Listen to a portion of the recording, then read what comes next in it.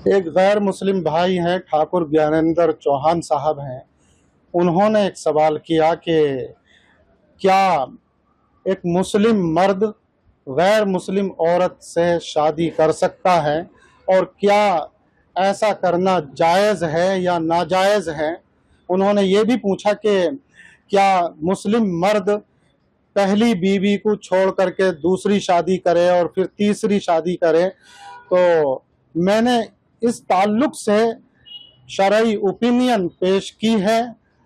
तो उसमें मैंने बताया है कि अल्लाह का कुरान में हुक्म है कि मुस्लिम मर्दों के लिए, ईमान वालों के लिए, ईमान वाली औरतों से शादी करना जायज़ है और मुस्लिम मर्दों के लिए, ईमान वालों के लिए गैर मुस्लिमों से शादी करना नाजायज़ है। और ये हुक्म दिया कि गैर मुस्लिम औरतों से शादी ना करें ईमान वाले मर्द।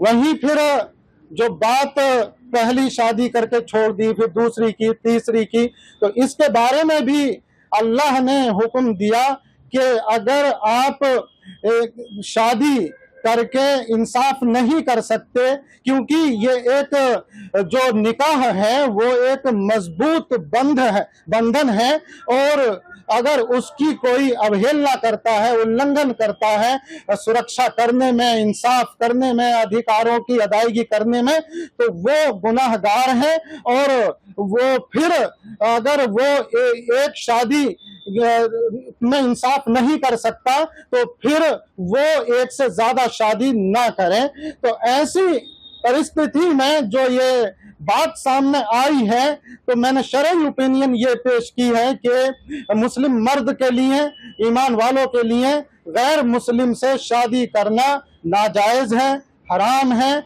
और ऐसा शख्स गुनाहगार है। ऐसा शख्स अगर तौबा नहीं करता है तो अल्लाह के सामने उसे जवाबदेही देनी होगी।